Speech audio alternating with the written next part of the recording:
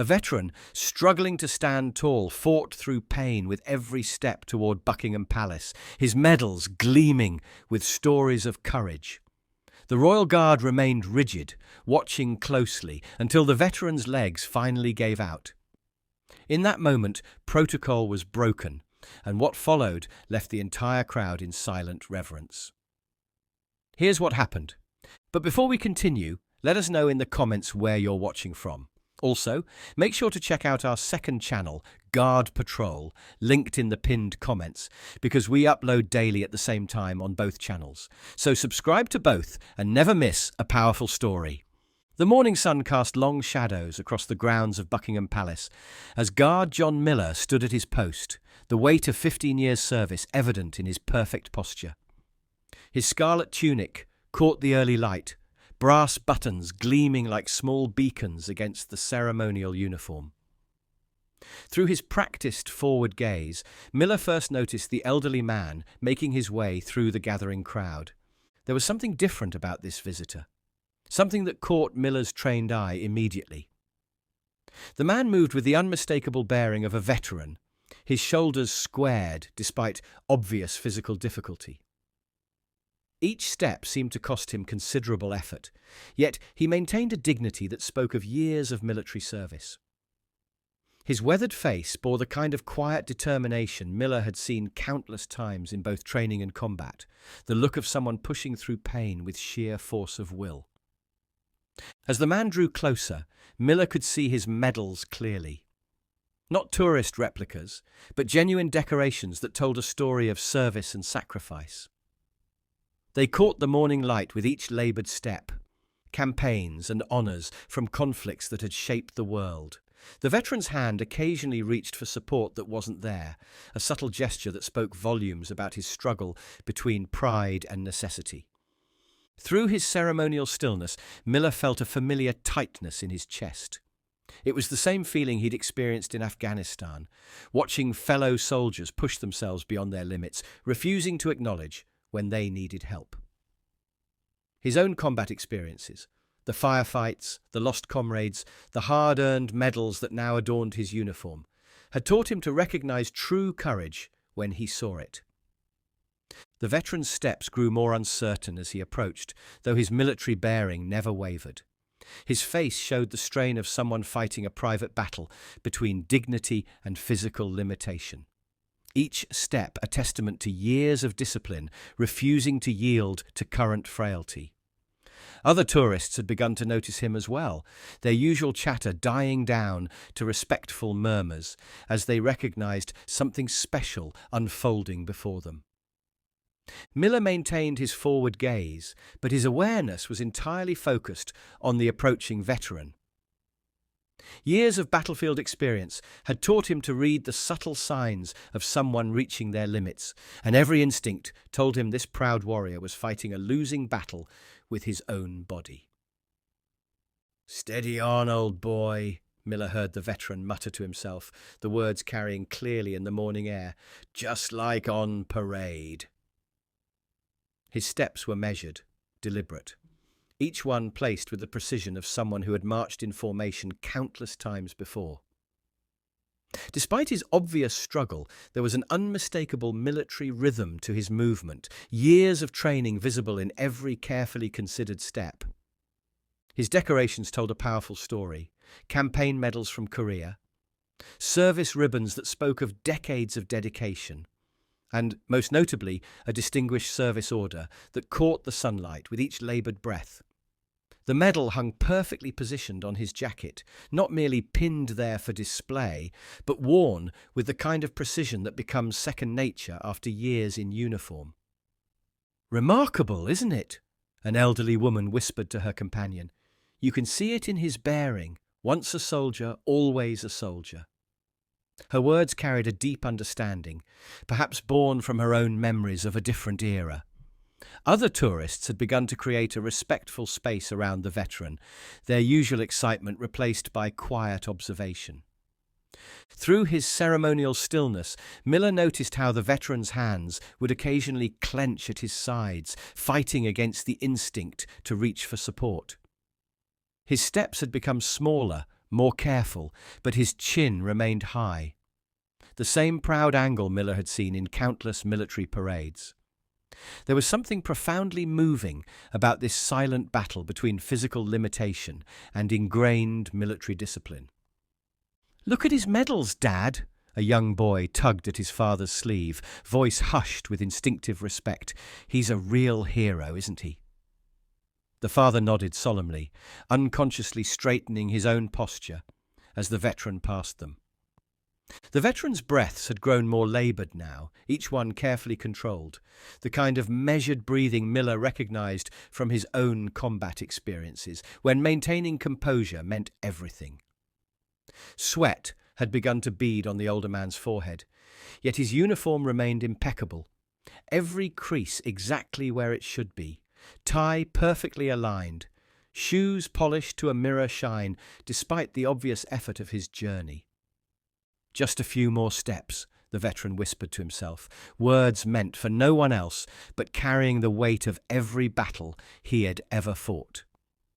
His legs trembled slightly now, but his military bearing remained unbroken, back straight, shoulders squared, eyes forward with unwavering determination. Miller could see the veteran's reflection in his polished boots. A proud warrior fighting perhaps his hardest battle yet, not against any enemy, but against time itself. Other tourists had lowered their cameras, sensing that they were witnessing something far more meaningful than a typical photo opportunity.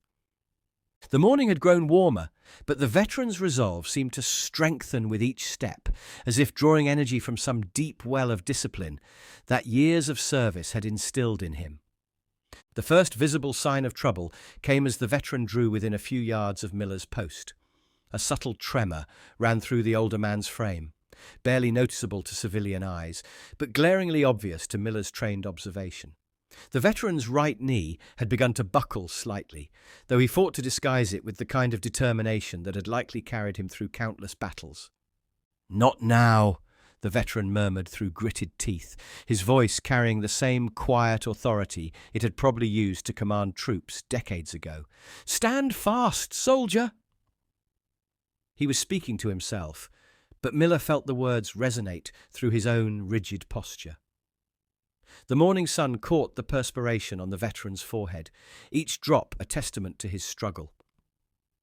Through his ceremonial stillness, Miller could see the veteran's hands beginning to tremble, not with fear or uncertainty, but with the pure physical effort of remaining upright.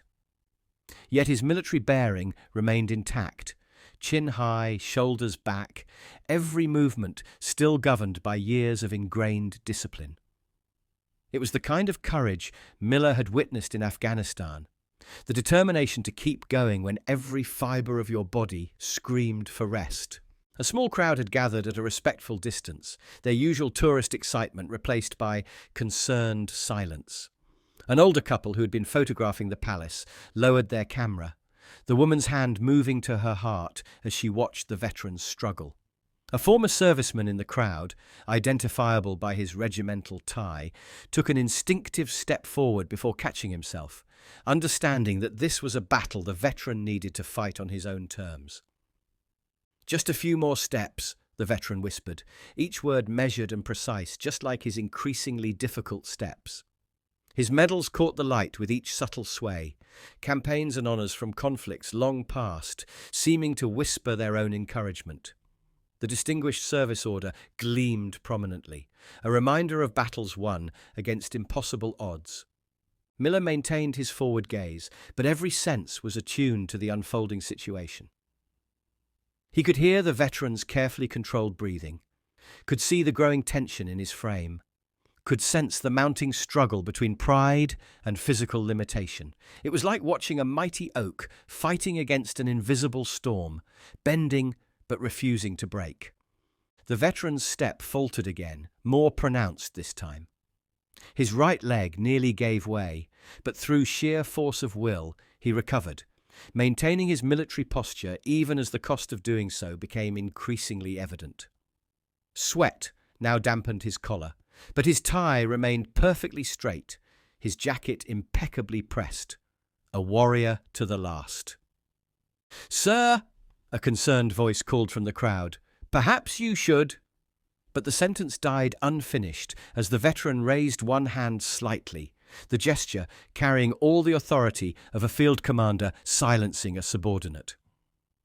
His eyes remained fixed forward, focused on his self-appointed mission, with the same determination that had likely characterized his entire military career. The morning air seemed to grow thicker with tension as the veteran took another labored step. Miller could feel the weight of the moment pressing against his ceremonial stillness, each second marked by the quiet but intense struggle playing out before him. Years of combat experience had taught him to recognize the signs of imminent collapse, and every instinct was now screaming that this proud warrior was fighting a losing battle. It happened in slow motion, the kind of moment that soldiers know can change everything. The veteran's right leg finally betrayed him, buckling under the weight of years and pride. His left knee followed, and the distinguished soldier began to fall. For a split second, the morning air seemed to freeze, holding its breath as gravity reached for a warrior who had defied it for so long. In that moment, Guard John Miller made a decision that would break 15 years of perfect protocol. His ceremonial rifle clattered against the courtyard stones as he lunged forward, moving with the same precision that had once saved lives in combat. His white-gloved hands caught the veteran mere inches from the ground, strong arms supporting the older warrior with gentle but unwavering strength. "I've got you, sir," Miller said quietly, his voice carrying the respect of one soldier to another. "The Queen's Guard stands with its own." The words came naturally, breaking years of silence at his post, but carrying the weight of every value his uniform represented. The veteran's eyes met his, recognition and understanding passing between them. The kind of silent communication that only those who have served can truly comprehend. "Thank you, son," he replied, his voice steady despite his near fall, "though I suspect this isn't quite regulation." Miller's grip remained firm but gentle as he helped the veteran regain his footing. "Some regulations, sir, exist to be honoured in their breach." His voice carried the quiet authority of someone who understood that true duty sometimes meant choosing humanity over protocol. The crowd had fallen completely silent, many wiping tears from their eyes as they witnessed this unexpected display of military brotherhood. A young mother pulled her children closer, whispering something about real heroes, while several veterans in the crowd stood straighter, understanding the deeper meaning of what they were witnessing. "Royal Marines?" Miller asked, noticing a particular campaign medal as he steadied the older man. The veteran nodded, a flicker of pride crossing his weathered features. 30 years, he confirmed, though these days the spirit seems more willing than the flesh. His attempt at humour did nothing to disguise the emotion in his voice. The complex mixture of gratitude and the particular kind of humility that comes from having to accept help. Miller adjusted his stance, providing better support while helping the veteran maintain as much dignity as possible. "Afghanistan?" the veteran asked, noting one of Miller's own medals. 3 tours, Miller replied softly, though I suspect your chosen reservoir campaign was considerably colder. This drew a surprised chuckle from the veteran, appreciating both the recognition of his service and the subtle attempt to ease the tension of the moment. "The cold wasn't so bad," the veteran remarked, his voice growing stronger as Miller helped him find his balance. "It was the waiting that tested us. Rather like your duty here, I imagine." Their eyes met again, sharing an understanding that transcended the decades between their services. "Daniel Hayes?" the veteran introduced himself, his voice carrying the kind of quiet authority that years of command naturally instill, though most of my men called me captain.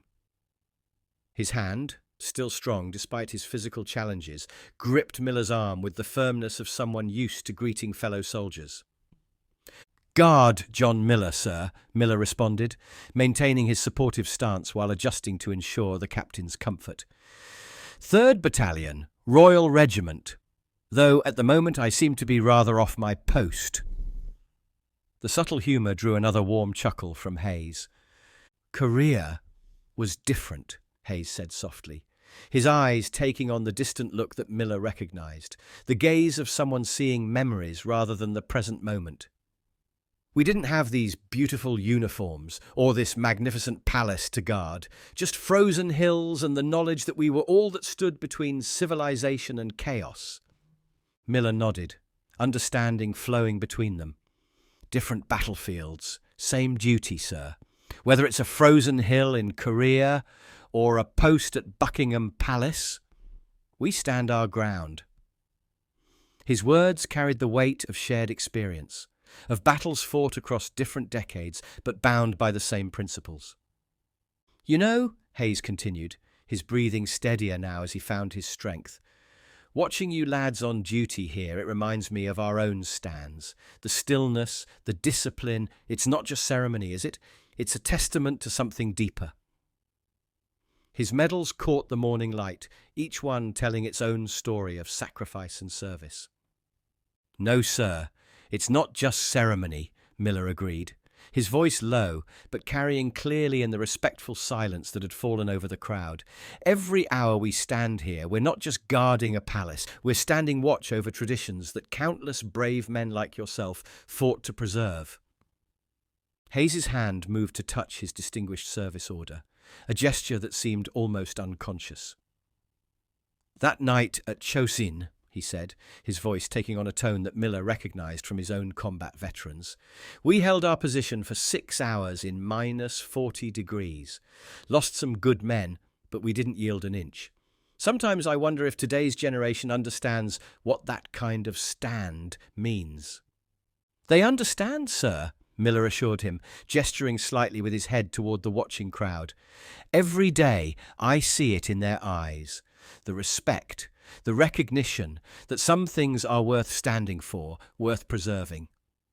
His grip remained steady, supporting not just Hayes's physical frame, but the weight of history they both carried. Different wars, same values, Hayes mused, his military bearing returning stronger with each passing moment. Tell me, son, that tour in Afghanistan, did you ever have moments where everything seemed impossible, but duty demanded you stand fast anyway? Miller's mind flashed to a particularly harrowing night in Helmand Province, where his unit had held their position against overwhelming odds. Yes, sir, more than once, but we had something you taught us long before, that it's not about the odds, it's about the stand itself. What do you say, Captain? Miller asked, his voice taking on a gentle but firm tone. Shall we show them how a proper soldier stands at attention? His supportive grip shifted slightly, ready to help Hayes achieve what his spirit clearly yearned for. One more moment of standing tall in front of Buckingham Palace. Hayes's eyes lit up with the same fire that had likely inspired his men during countless battles.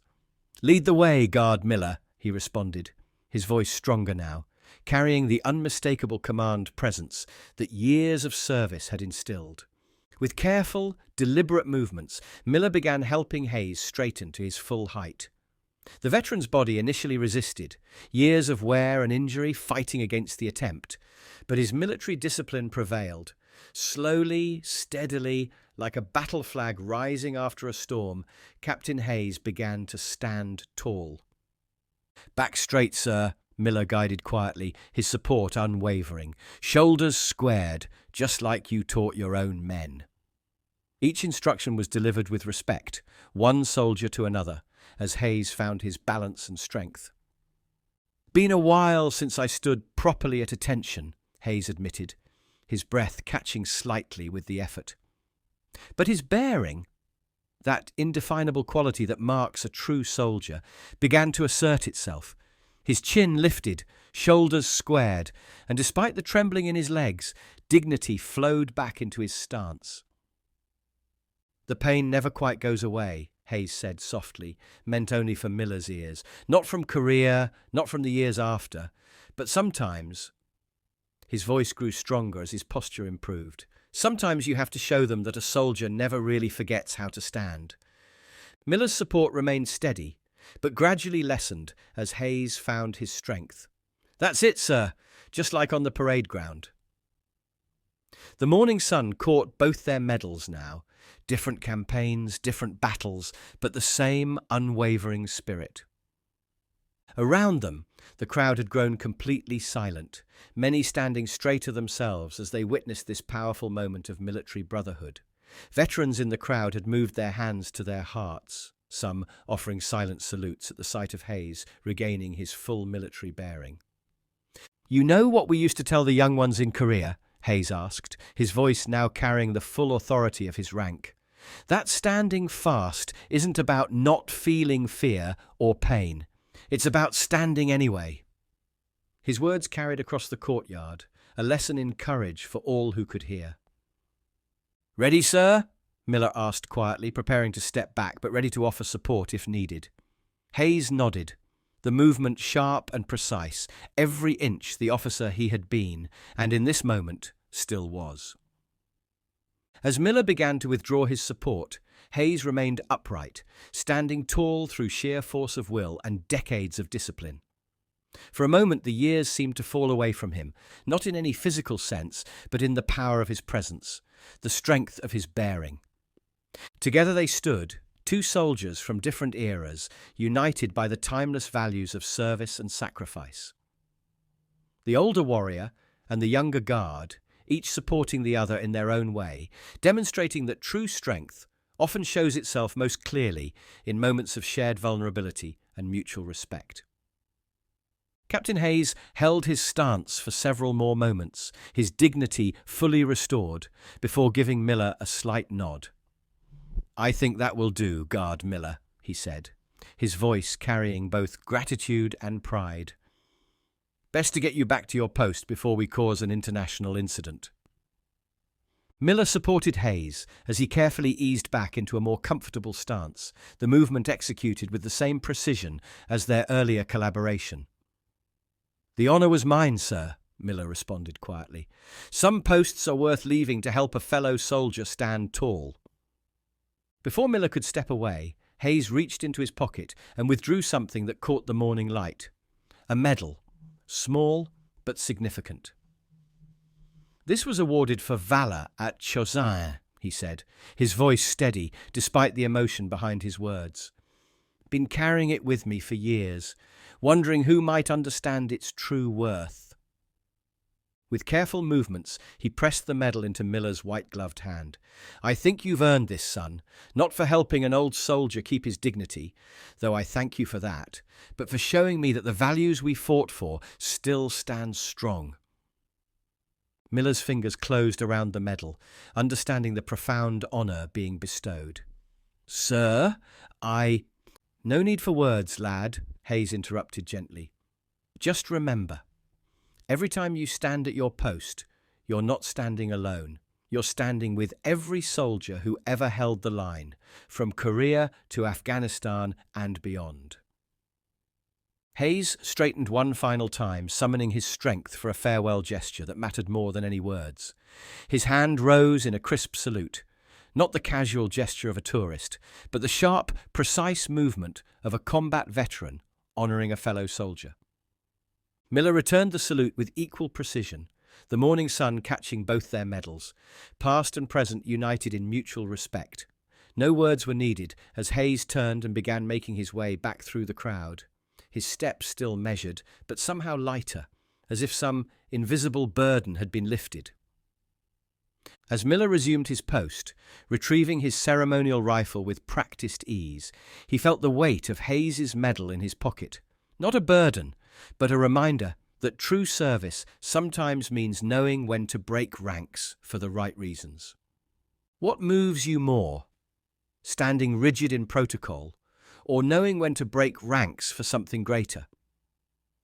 If this story touched your heart, make sure to like this video and subscribe to our channel for more powerful stories about the Royal Guards, who stand as living symbols of both tradition and compassion. Don't forget to hit that bell icon to ensure you never miss our future uploads. Check out our other stories appearing on your screen right now to discover more moments where honour meets humanity and tradition meets understanding.